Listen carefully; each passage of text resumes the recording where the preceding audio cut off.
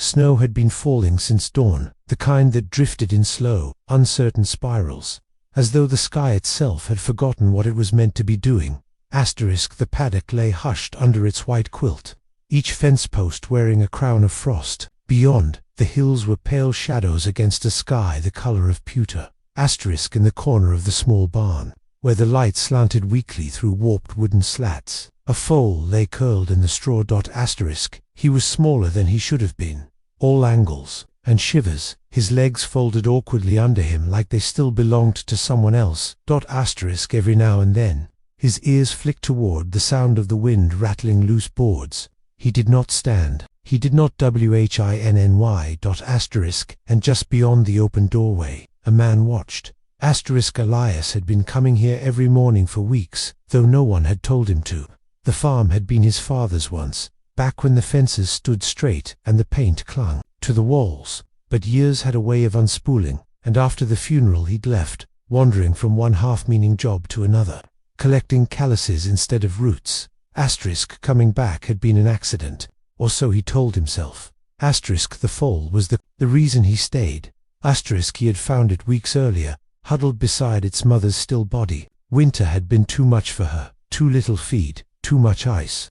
He remembered kneeling in the snow, his gloved hand hovering just above the tiny creature's trembling flank, unsure whether to touch it or leave it to vanish into the cold. Like everything else he'd once loved, instead, he'd lifted it.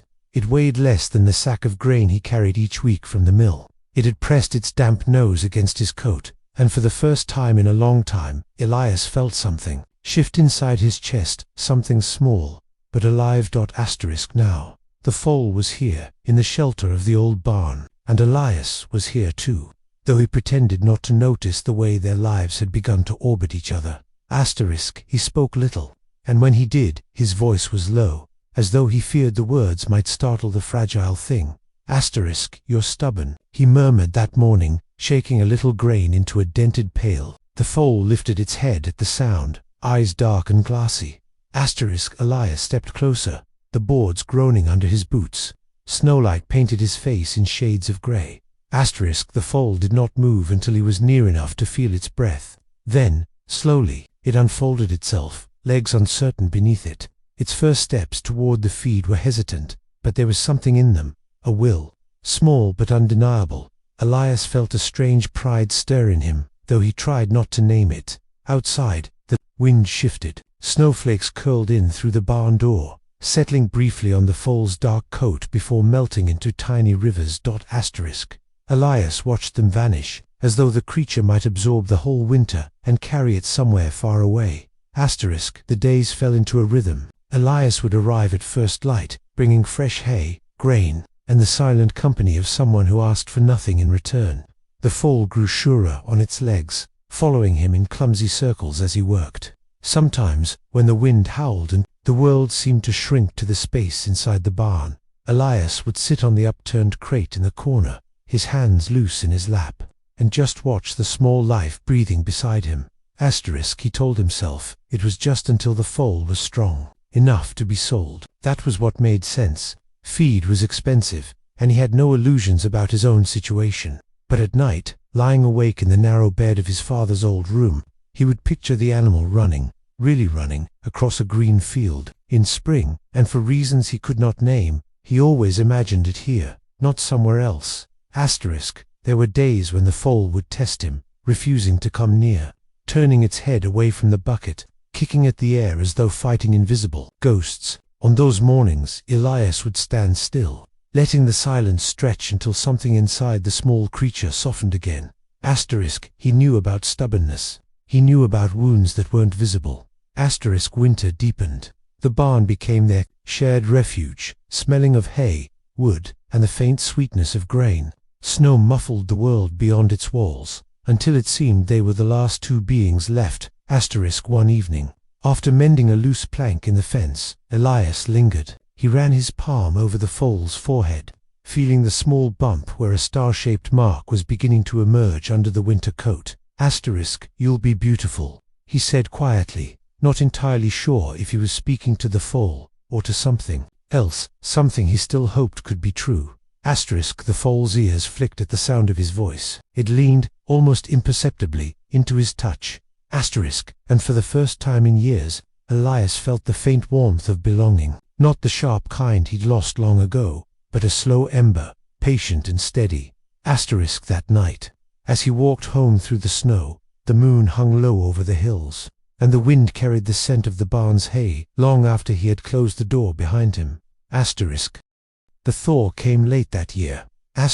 Even when the calendar insisted spring had arrived, the hills clung to their frost like an old grief unwilling to be set down.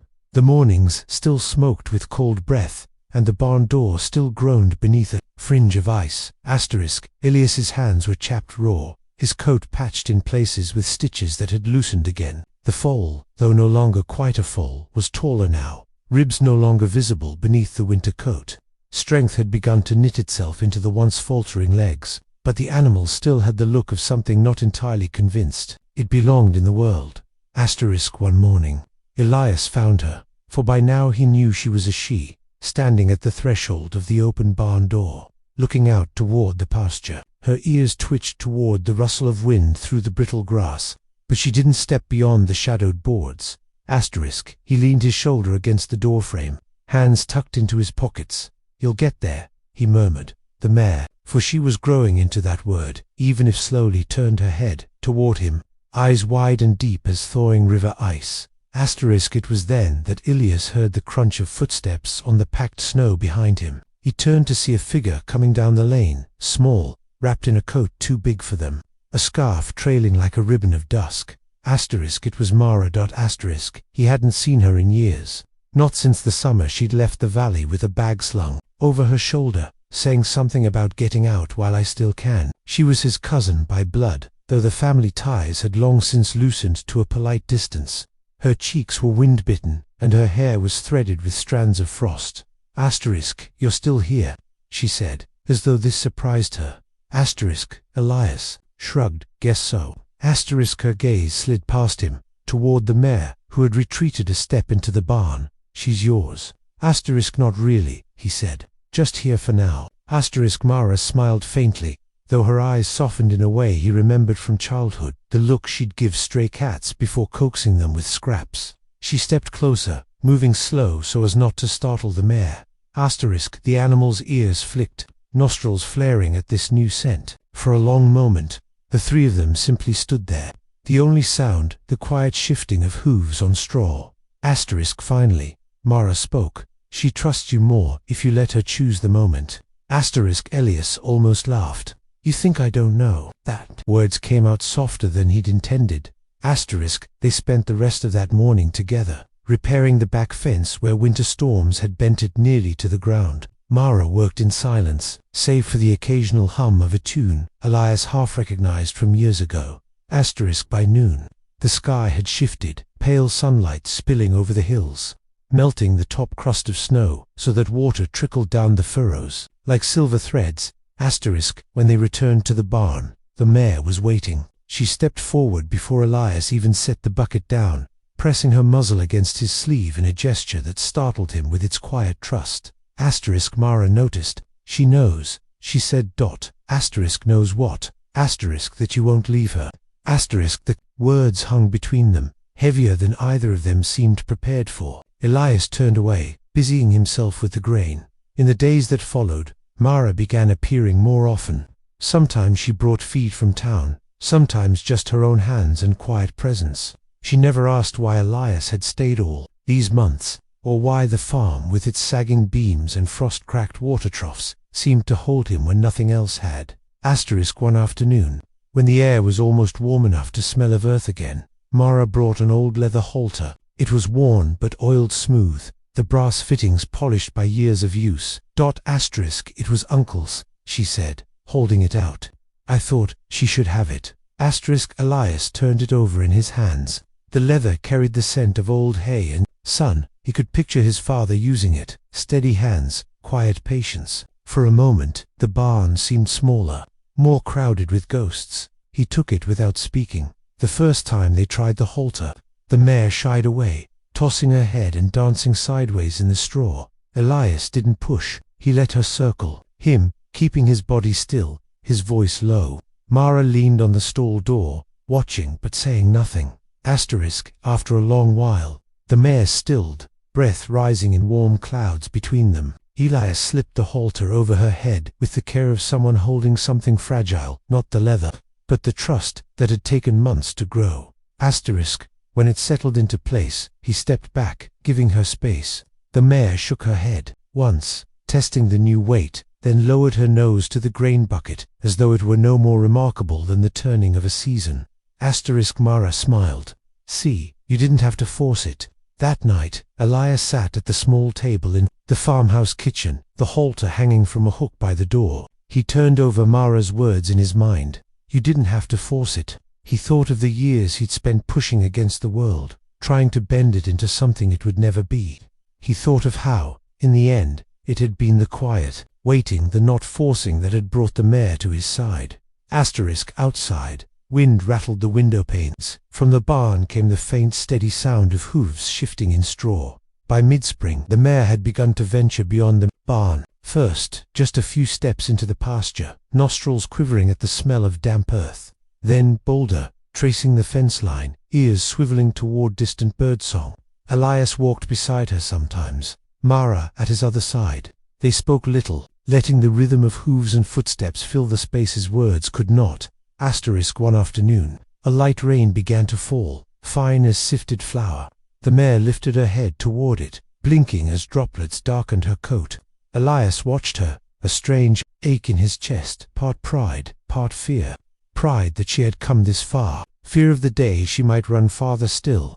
As the rain turned the pasture into a watercolor blur, Mare pressed something into his hand, a folded piece of paper, edges soft with handling. What's this? Something I found, she said, in the attic. He opened it carefully. Inside was a letter, his father's handwriting, unmistakable, even after all these years. The ink had faded to brown, but the words were clear. It wasn't addressed to him. It was addressed to no one, just thoughts scrawled on a winter evening long ago. Some things can't be fixed by mending the fences. Sometimes you have to stand in the cold with them until they're ready to come inside. Elias folded the letter again, thumb resting on the Chris. He didn't say anything, but Mare didn't seem to need him to. Outside, the mare had begun to trot, rain beading on her dark coat, tail flicking as though she could chase away the last shadows of winter. The first true warmth of the year came suddenly, like a door swinging open. One morning, Elias woke to find the frost gone from the fence rails. The air scented faintly of wet soil and the sharp green of new shoots pushing through.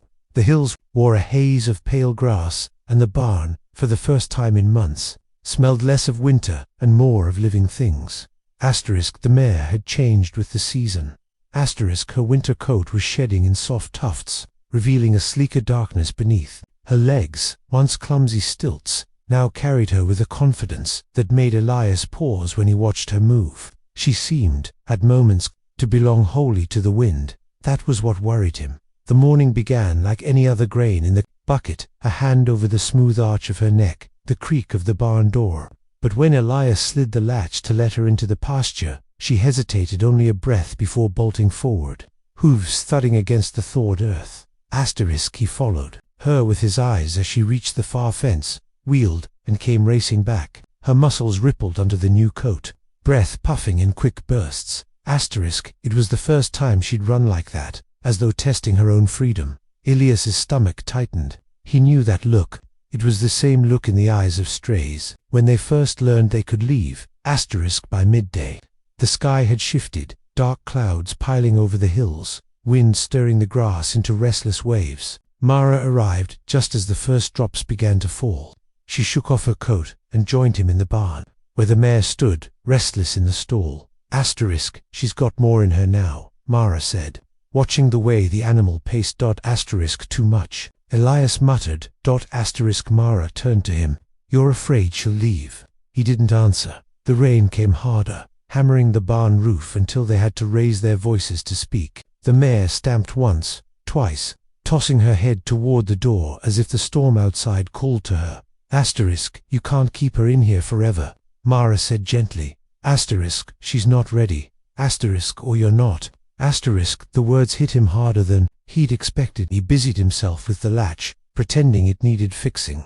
That night, he dreamed of fences, endless lines of them, all falling down. He woke to a sky the color of ash, the air heavy with the smell of wet earth. When he reached the barn, the door to the pasture stood wide open, swinging on its hinges. Asterisk, for a moment, he thought she was gone. His chest tightened until he heard it, the soft, steady sound of breathing just beyond the doorway. Asterisk, she stood there, not outside the fence, but right at its edge, head lowered, as if studying the world beyond. The gate was open, but she hadn't stepped through.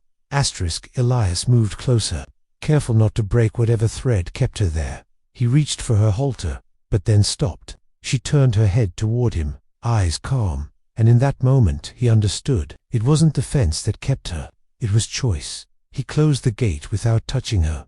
Asterisk, the next week, Mare asked him to come into town. "There's something you should see," she said, offering no more. Asterisk, they rode in her old truck, the road curling between greening fields. It had been years since Elias had gone farther than the feed store. The air in town felt different, brisker, full of voices and movement. Asterisk, Mare led him to the community notice board outside the post office. Pinned among the announcements for spring fairs and hay sales was a flyer, auction, spring stock sale. A photo of sleek young horses stood above the date. Asterisk, she's ready, Mare said quietly. Asterisk, his jaw tightened. That's not what this is. Asterisk, it's a choice. You can't keep her penned on that hill forever. Asterisk, he didn't answer. Instead, he walked away, leaving the flyer fluttering in the breeze. That evening, as he fed her, the mare brushed her nose against his shoulder in a way that felt almost like understanding. His hand stilled on the bucket. He thought of his father's letter, of the line about standing in the cold until they're ready to come inside, and wondered if the opposite might also be true. Asterisk, maybe you had to stand at the gate until they were ready to walk out. 2 days later, it happened. Asterisk, a section of the back fence had rotted through in the thaw, the boards crumbling under her weight as she leaned. By the time Elias noticed, she was already beyond the pasture, trotting toward the tree line. Asterisk, he called once, voice sharp in the evening air. She slowed, but didn't stop. His boots sank into the soft ground as he followed, rain from the night, before turning the field to muck. Asterisk, when he reached her, she stood at the crest of the hill, wind tugging her mane. Beyond lay the open valley, rolling and green under the fading light. She looked at him, ears forward, muscles taut with possibility. Asterisk, for a moment, neither of them moved. Then Elias took a slow step forward, raising a hand, not to grab, but to offer. The space between them felt as wide as the years he'd spent keeping everything at arm's length. Asterisk, the mare blinked once, then stepped toward him. Her muzzle touched his palm, warm and steady. He let out a breath he hadn't realized he was holding. They walked back together, side by side, no rope between them. By late spring, the valley had turned green again. Asterisk, the fields shimmered with tall grass that swayed like the surface of a quiet lake, and the air was full of the low, steady hum of bees. The barn stood open most days now, sunlight spilling across the threshold in golden rectangles. The mare had grown into herself. Her once knobby legs were long and sure. Her coat shone deep brown, almost black when the light hit it just right. The star-shaped mark on her forehead was no longer hidden. Under winter hair, it gleamed white against the dark, as though the sky had left a piece of itself in her. Elias had stopped closing the pasture gate during the day. At first, it had been an experiment, a way of testing her readiness. But days passed, then weeks, and she never strayed far. She would graze near the fence line, wander down toward the stream, then return in the evening as if the barn were the point her compass always found. Asterisk, Mare noticed too. She stays because she wants to, she said one afternoon, leaning against the fence while Elias tightened a loose board. Asterisk, or because she hasn't found a reason to go, he replied. Asterisk, that's the same thing. Sometimes, one warm evening, as the sky faded to a soft violet, Mare came up the lane carrying a small parcel wrapped in brown paper. Asterisk, I was in town, she said, setting it on the crate beside him. Asterisk, inside was a leather lid, supple and new, the brass fittings catching the last light of day. Asterisk, it's not for keeping her, Mare said before he could speak. It's for walking with her, if she lets you. Elias turned the lead over in his hands. It felt strange, the idea of leading her anywhere now that she could choose her own path. But that night, as the crickets began to sing and the stars blinked awake, he hung it beside the old halter on the barn wall. The next morning he tried. The mare was grazing by the stream, her reflection trembling in the water. Elias walked slowly toward her, the halter in one hand, the new lead in the other. She lifted her head at his approach, ears swiveling, eyes calm. He didn't force it. He simply stood nearby, letting the sound of the stream fill the space between them. Then, without hurry, he offered the halter. She stepped closer, lowering her head just enough for him to slip it on. The leather settled against her coat as though it had always belonged there. They walked together along the edge of the pasture, grass brushing their legs. She matched his pace, stopping when he stopped, moving when he moved. The rhythm of it, step, breath, felt like a conversation without words. At the far end of the field, they paused. From there, the valley stretched wide, dotted with wildflowers, the horizon hazy with summer heat. Elias loosened his grip on the lead. The mare stayed beside him. In early summer, Mare left again, not in the hurried, restless way she had years ago, but with a promise to return before the leaves turned. She left behind a tin of biscuits, a handful of feed vouchers, and a note in looping handwriting. Some things don't need fences. Take care of her. Elias tucked the note into the same drawer where he kept his father's letter. The days grew longer, the light lingering until nearly nightfall. Elias rose early, worked the small patch of garden behind the house, repaired what could be repaired, and let the rest be. He spoke to the mare, in quiet fragments, comments about the weather, about the tomatoes just starting to ripen, about nothing at all. She listened in her way, flicking her ears, occasionally nudging him with her muzzle, as if to remind him she was still there. One afternoon, a storm rolled in, sudden and heavy. Dark clouds spilled over the hills, the wind lifting the grass in restless waves. Rain came in sheets, drumming against the barn roof. Elias stood in the doorway, watching the pasture blur into grey. The mare stood just outside, head bowed against the rain, refusing to come in. He stepped toward her, rain soaking his shirt in seconds. "Come on," he said, voice raised over the wind, but she didn't move. So he stayed with her, standing in the downpour, the two of them side by side, until the worst of it passed. When they finally walked back into the barn together, dripping and steaming in the dim light, he thought of his father's words about standing in the cold with them until they're ready to come inside. Only this time, it wasn't the cold they'd faced, but the storm, and he hadn't been waiting for her. He'd simply refused to leave her alone in it. Summer slipped toward autumn. The grass faded to gold. The evenings cooled. The mare's coat thickened again, though now she carried the season with a kind of quiet dignity. She had learned the shape of the valley, its streams and hollows, the way the light fell at different hours. She had made it hers. One morning, Elias woke before dawn. The sky was still dark, but a pale edge of light traced the hills. He dressed quietly, pulled on his boots, and walked to the pasture. The mare stood at the far end, her breath rising in faint clouds. She came to him when he called, not in a rush, but in her own steady time. He fastened the halter and lead, then turned toward the old trail that wound up the hill. They climbed together in the cool morning air, the grass whispering around their legs. At the top, the valley spread below them, washed in the first gold of sunrise. The barn looked small from here, the stream a silver thread winding through the fields. Elias stood with her for a long time, the wind lifting his hair, the lead slack in his hand. He thought about how far she'd come from the trembling foal in the straw. He thought about how far he had come too, though in ways harder to name. Finally, he unfastened the lead and let it fall to his side. She stayed beside him, ears flicking at the distant sound of birds. When the sun was fully up, they turned and walked down the hill together. That evening, as the last light faded from the sky, Elias stood in the barn doorway, the mare grazing quietly just beyond. He could smell the hay, the faint sweetness of grain, the cool breath of the coming night. He reached into his pocket and felt the folded letters, his father's, Mara's, their paper worn soft from handling. He didn't read them. He didn't need to. He simply stood there, watching the shape of her against the darkening field, and felt that small, steady ember inside him glow a little warmer.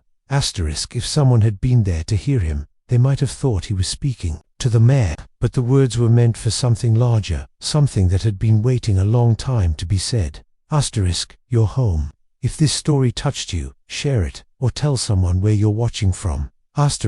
Some stories are meant to be kept alive.